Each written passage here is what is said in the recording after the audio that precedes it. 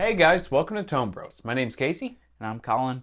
We're going to get started with our current topic of the day, which is the new Fender line with Jack White. This was for me, it was kind of out of nowhere. I didn't realize Jack White was interested in any of this.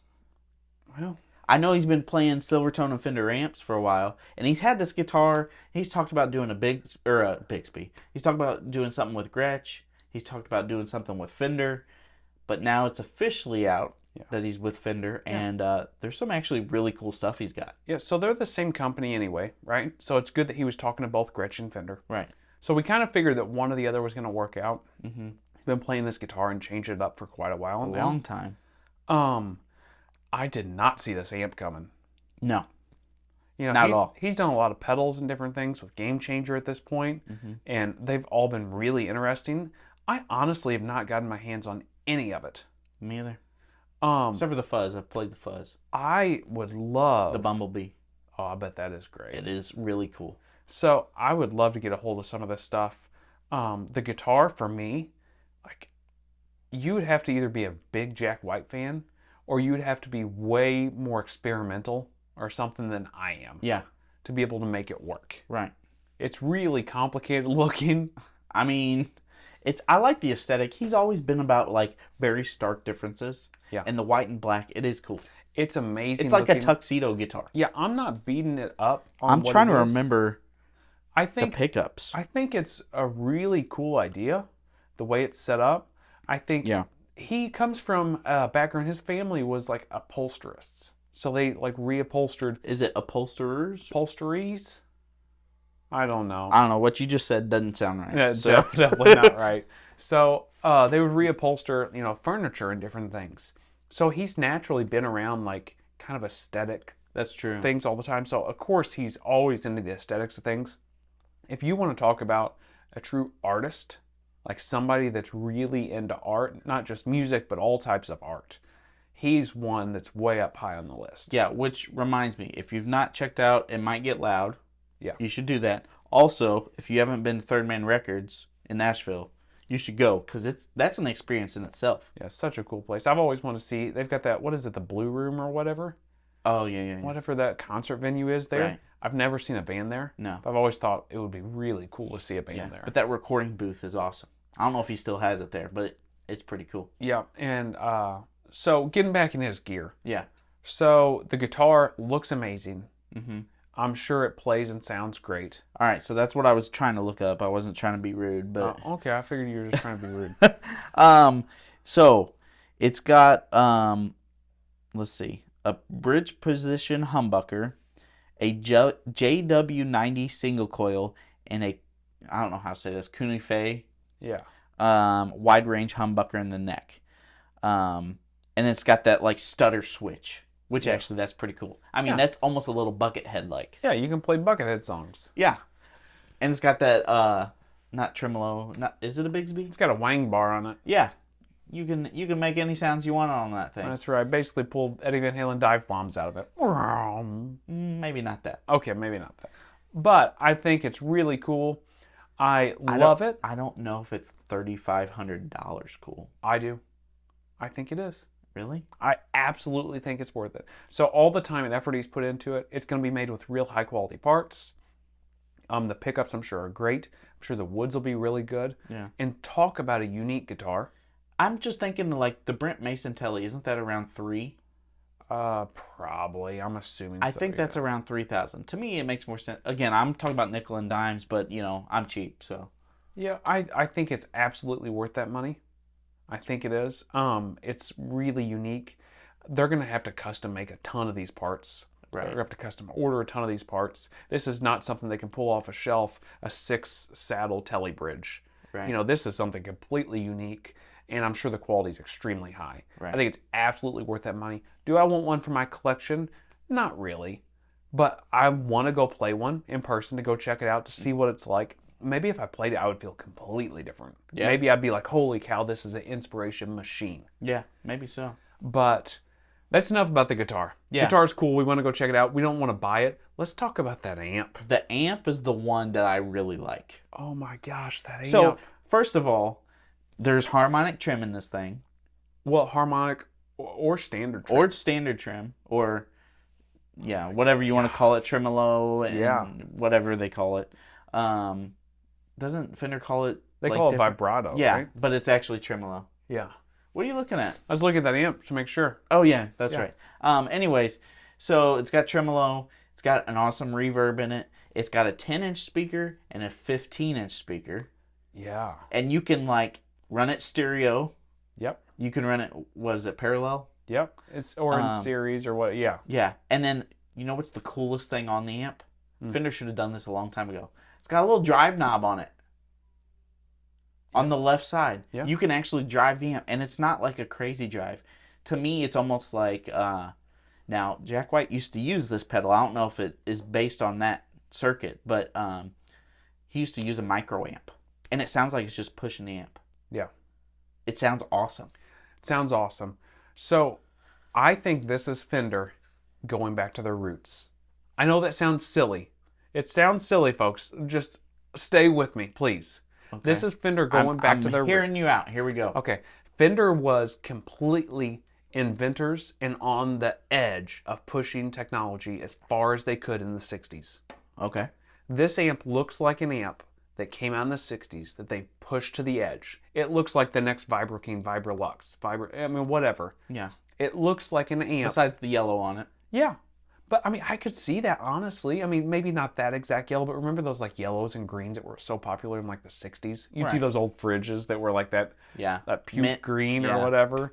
I could see that type of color on one of those. I mean, they put paisley paper, that paper on those guitars in the 60s. Yeah, that's true. You know, and if it wasn't for James Burton, we'd all think that it was ugly.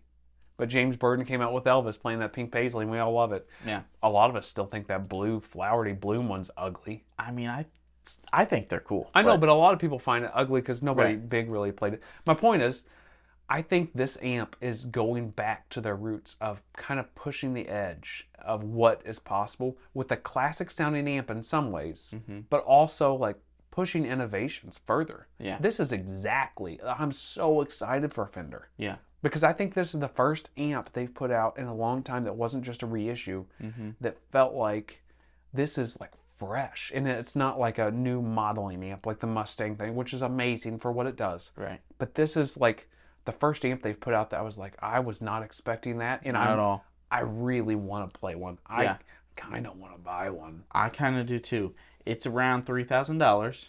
Yeah, but a hand-wired amp from Fender's in the ballpark of 24. I didn't say anything about the price. I just said it's amp. about $3,000. It is a little out of my price range for what I mean. I say a little. It's a lot out of my price range. But I think you're exactly right. I think this might get Fender a foot in the door. Just say like, hey, we can do some cool things that aren't just recreations. You know what kind of makes me think about too is there's a lot of these two-rock players out there, and great sounding two-rock players. But I think of players like Joey Landreth. Like, what could he do with an amp similar to this ballpark? Like, if they done like a Joey Landreth kind of style amp, I don't love that there's a giant 15 in there and a 10 in there. Right. I mean, it's heavy as all get out. For me to like haul it around, I don't love that. If I had a roadie like Jack White that was hauling my stuff everywhere, I wouldn't care. Yeah. But that's kind of the one thing that I'm like, I don't know if I really want to be hauling that thing around. Right. But, says the guy with the 412 sitting in the I was about to say. But I don't haul this thing around. I've got other amps for that. Yeah. So that's the one kind of thing I worry about. But it does make me think, since Jack White's done this and people have seen like what Fender can do and what they're willing to do for artists, will people like Joey look at different things? Will guys like, whoever you want to talk about, that's played Fenders in the past and they have maybe moved to something else because they're not getting exactly what they want to have an old reissue. Yeah. Will they look at this into pushing forward with new inventions? Well, I'm even thinking about Chris Stapleton. He's got that one, amp already that's really cool. Yep. Is he going to be like, hey, we can do more stuff than this, like a recreation? Let's think about it. You know what I mean? Yeah. I think it's an awesome idea. Yeah, I think it's great.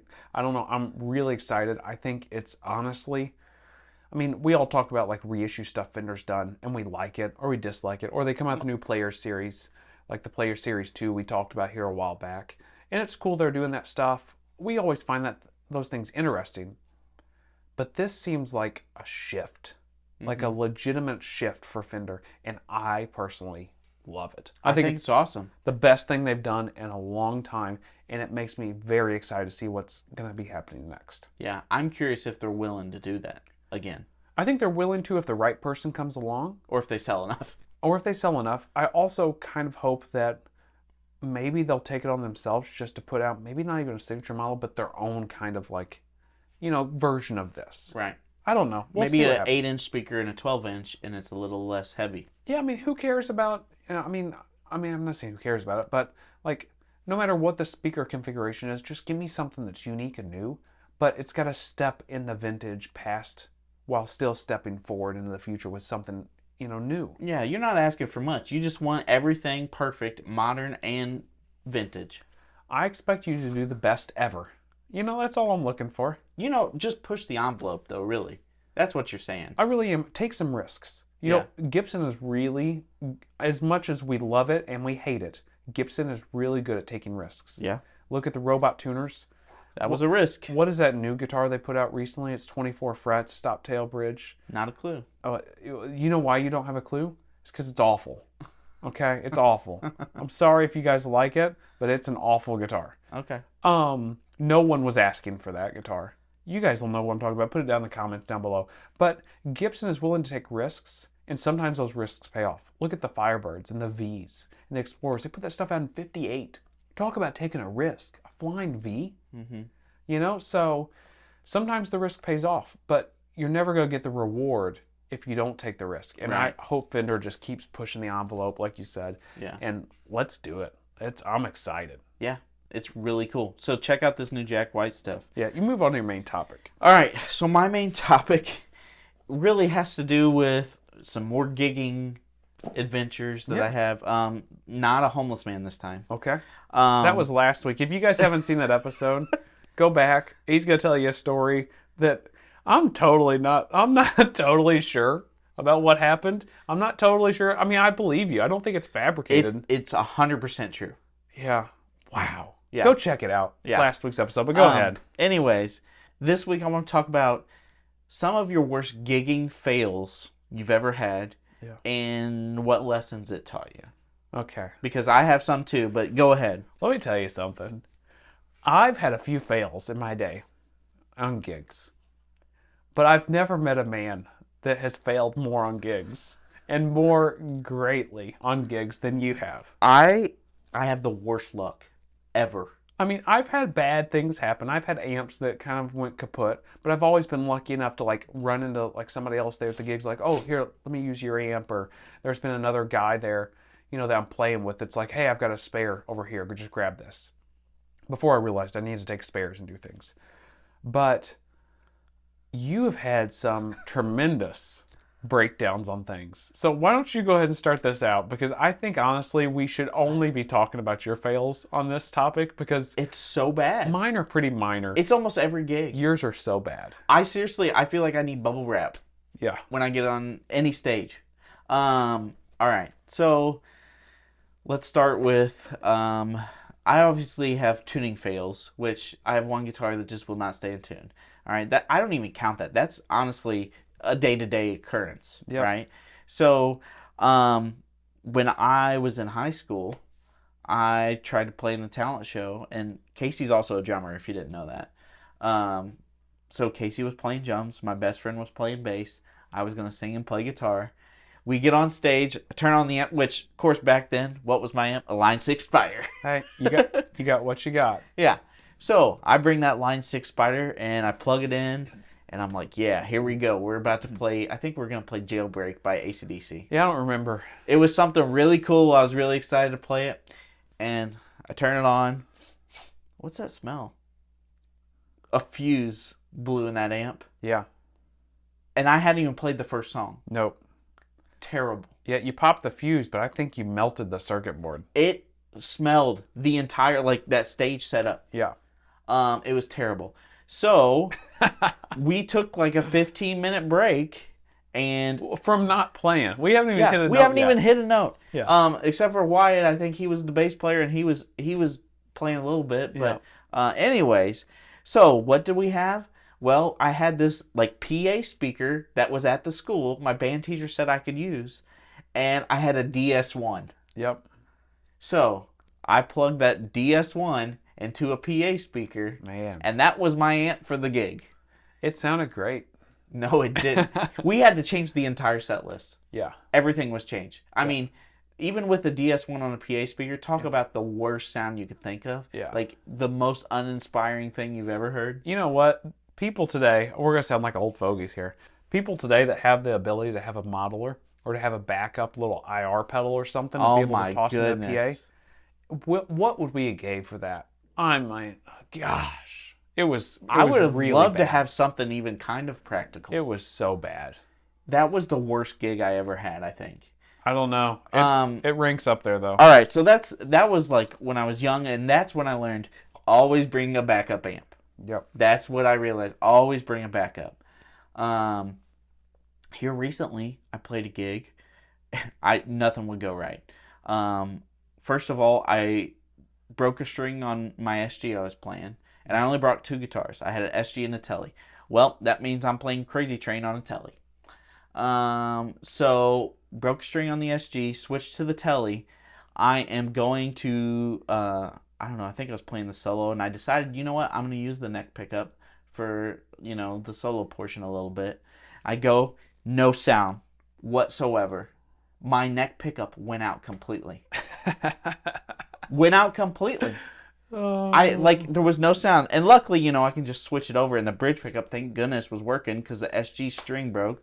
And I was like, all right, guess I'm dealing with that. So I played the bridge pickup on the Telly the whole night and used the tone knob, which it was like an Esquire at that point. Wow.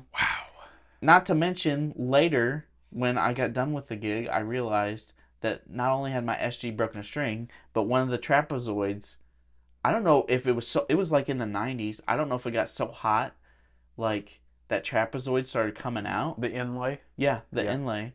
I don't know if it was, because I got nasty hands when I play and sweat. Like, I just can't help it. Yeah, you eat through strings like nobody's business. So, I don't know if, like, dirt got underneath it, and that's why it started to pop up.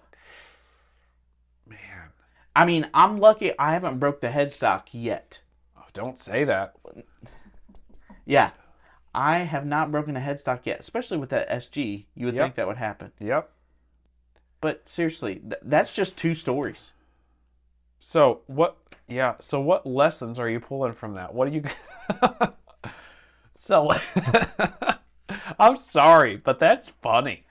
It's funny now, but then I'm thinking, what else is going to happen? Like, what else can I plan for? We've all had the story. I mean, we've all had the story that a cable went out or a pedal wouldn't work mid-show. That's, like, minor to me. Yeah. Breaking a string's really not a big deal. But when your neck pickup goes out on the only guitar you got at the show, then you're like, okay, here we go. Down to these. Yeah, what a bummer. The lessons I have is have doubles of everything. Yeah. Honestly. Yep. Like, I don't know what else to... tell someone like myself, if you're accident prone like me, you need to have doubles of everything at the show. Yeah, you're almost not accident prone. You got bad luck. I don't know what it is. And now, I made money at the gig, right? Yep. All that money is going to go to the one pickup I got to replace. Not including, of course, the SG string, which is not a big deal. Did you have time to restring that SG? Nope. In between your sets? We went straight into we always go straight into the next song. So, no. It's just been one of those deals. Well, I think that's enough lessons for everybody at this point. Maybe we'll get into more of mine. Okay. Well, have double of everything. That's my advice. Let's move to my gas or pass. Okay. Wow. Okay. So, for my gas or pass, I want to talk about the Marshall Studio amps. Yeah, this is a little bit of a sore spot for you right now. I want to talk about the Plexi one. So, it is $12.99 for the head. Mm-hmm. And then $6.29 for the 212 cab, vertical cab. Yeah. This is something I know that you've been talking about a little bit recently. Yep. But let's get into this thing. We just talked about your gig and how horrible it went. So let's talk about an amp that might go wrong on your gig. Yeah. I do play a Tweed Deluxe, so that's just bound to go wrong. So, is this Marshall a gas or a pass for you? It's an absolute gas. Okay. Because I've been looking at hardcore. Um, Honestly, I'm trying to decide because I know you're talking about the Plexi, the Yep. SV20H or whatever. Yes, thank you. They have a JTM. They have a JCM 800. I think there's a DSL, and then they have a Jubilee. Yeah, I bet that Jubilee is great too. So I'll be honest. Here lately, I've been looking at that Jubilee harder than the Plexi, because and right now with my Tweed, and let me preface this: I'm playing in a band that almost everybody goes direct. So I am the only stage volume. So like my bandmates kind of hate me because I mean they're nice, but they kind of hate my sound mix on the stage because that's all you can hear. Yeah. And like I don't even have my deluxe on 2. Yeah. And that's a Tweed Deluxe. Like it's not like Well, they get loud quick. They do. I mean from 0 to 3, that's all your volume. Yep. What I'm trying to say is it's not that user friendly when everyone else goes direct. Yeah. And stage volume and everything like that. So I've been looking really hard at these Marshalls, these studio series, because they've got a low wattage setting. They've got a DI out. It's a 1/4 inch. It's not XLR, but still I can make it work. Yeah. I do wish when you went DI out that you didn't need to be connected to a speaker. Okay. I still have to be connected to a speaker. Still have to be connected to a speaker. Okay. So that's kind of the only bummer. I think the JTM is going to be too clean for the gigs I'm doing. Yeah. I think I have no interest in the JCM 800 or a DSL. That's just me personally. Right. So really I'm looking at either the Plexi head or the Jubilee. The Jubilee is probably the best for, having volume on stage, quiet. Yeah. But there's something to a Plexi sound. There is something to a Plexi sound. And those SV20Hs sound fantastic. Yeah. So it goes from 20 watts to 5 watts? 20 to 5. Woo! Is there effects loop in that amp? There's an effects loop. I've even thought about, because you can get one of those G.A.S attenuators. Yeah. And it's passive. So you just plug it in and back to the effects loop. I could use that. Yeah. And that would be a quick fix. And I could still go DI out. So that's not a bad idea with the Plexi. Or I could just get a Jubilee, have less to worry about. Is it the tone exactly of what I want? Not really. But it still would get like everything I would need out of it. So, okay. What I'm trying to say is it's a total gas. Yep. I just don't know which way I want to go. Yeah, for me, if I was in your shoes, I would be looking at the Plexi style one, the SV20. I like the idea of the silver Jubilee, but for what I like, I would like the Plexi. Yeah. And with pedals, flipping it down to 5 watts, I think I could probably get my stage volume reasonable enough where it's not too bad. Especially if you turn the amp sideways a little bit, it's closed back, so you're not going to get all that bounce back. It's only going to be forward, so it'll be a little more directional. You could put it on a 112 cab if you wanted to and point it at a off-center direction. They do have a 112 instead of a 212 slant, so I don't know. Yeah, so I'm assuming it's a gas then, right? Completely. Like I said, I'm still trying to go between the Plexi and the Jubilee. I think the Jubilee even has a channel switcher on it because they got a clean channel. Right. But for the sounds that I like, it just makes more sense going Plexi route. But I hear it's loud even at 5 watts. Oh yeah. Well, we've played a lot of 5-watt amps that are super loud. Yeah. Obviously, I'm a Marshall guy. Yeah.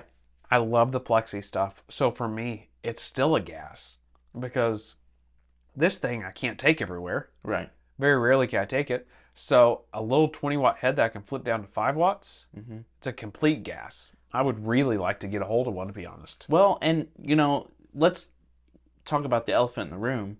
I mean, Freeman makes a Runt 20. Yeah. And it actually has an XLR out. Yep. So you wouldn't need to connect it to a speaker. But I've just never bonded with Freeman amps. I know they're fantastic, but honestly, it's just too much gain. Like, even their, Dirty Shirley or Little Shirley or whatever? Yeah. Like, it's still, to me, there's too much compression, and there's not enough of like note clarity. Yeah, I don't think there's too much gain for me necessarily. I think there's just something about the character of Friedman overdrives and Friedman distortion, whatever you want to call it, that I just don't bond with. I think there's something, I don't know if it's like the feedback, like the negative feedback. People talk about that a lot. And it just, it's like, it honestly, everybody talks about like, oh, it's the best Marshall you've ever played. I don't know if I want that. I think I just want the old Marshall that everybody played. Yeah. I think for me, I like some of that like nastiness, some of that fizziness high end. Sometimes you get out of plugging into a treble channel until you get it turned up enough. Right. There's something about that unevenness of how the overdrive comes in and the overtones you get out of it that I personally like. Mm-hmm. So I've liked a lot of Friedman amps I've played, but have I bonded with them like I've bonded with some other amps? No, I haven't, me personally. So I know what you mean. To me, they're almost too perfect sounding. Yeah. It sounds like a Marshall that has been put through the mastering sessions at a recording studio. Yeah. Like it sounds great. It sounds does. really, really good. And if that's what you're looking for, honestly, for this gig, it would be great. It would be. But you want something you can also bond with at a later date. We're getting way off subject. It's a gas for you. It's a gas for me. And then let's go ahead and move to your gas or pass. Yeah. So my gas or pass has to do with Cali76, and it's the compact. The one I'm really specifically talking about is the 3-knob one, because you can find them used for about $200, which is really not bad. It's like a studio compressor, and really for me, I've been looking hard at this because I play slide, and it would be awesome to have something like that to just carry my signal when I'm playing slide. So I know you're not a slide player. I know that you're not a big compressor guy, but for a studio quality compressor, what are your thoughts? I think it's great. I really do. I like the idea of it not being as complicated as a standard Cali76. Yeah. As much as I love the sounds that people get out of those 76s, it's a little bit more than what I want to tinker with for a compressor. Me personally. I'm not a giant compressor guy, but I do see whenever they're useful. I've got a pulp and peel I really like. Yeah. I think it's my favorite compressor I've played personally. There's something about an old school like Ross Dynacomp that is unlike anything else, but for what you're doing, you don't want that. I don't want something to squash my sound, like a traditional compressor. So for me, it's going to be a pass because that pulp and peel kind of does what I'm looking for whenever I need it, and I don't need it real often. But if I was in your shoes, it would be a complete gas. Yeah. I think they are awesome. The other one that I would look into probably is I would probably look into the Wampler Ego, especially the mini Ego. Right. Oh, that thing looks so good. Yeah. So that's the other one that I would kind of compete with them. But I think probably the best one out there is that little mini, Cali76. And it's MXR size. It's not like mini like a Tumnus. Yeah, but it's smaller than what their other one is. Right. I still think it's just fantastic sounding. Yeah. My main topic that I wanted to bring up is kind of a difficult question to answer, but I think we've got a few things that we do that probably help us out, and maybe it'll help you guys out some too. Maybe you guys have some ideas too that will help us, but I want to talk about how to find guitar gear that you bond with. Okay. And how to find the right gear that you really kind of mesh with and that fits you. I've played a lot of gear that I really liked. We've talked about some other gear in this episode that I thought, oh, this would be really cool to have and play with.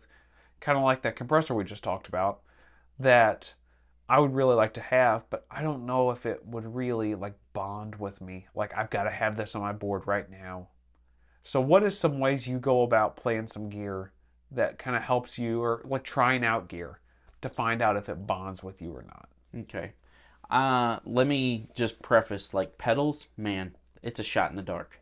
When it comes to pedals, it's honestly trying to do your research. As much as we dog the gear page, I do look at it for a general idea. You look at demos, although we know that demos suck. But really, when it comes to pedals, it's just kind of doing your due diligence on what you have currently, your current guitar setup, your current amp setup, and trying to figure out the EQ of all that. and what EQ is going to fit for your next pedal when it comes to drives. So pedals, do your research and then go to the shop if you can try it out, especially on gear that you have at home. That's kind of the best way to go about it.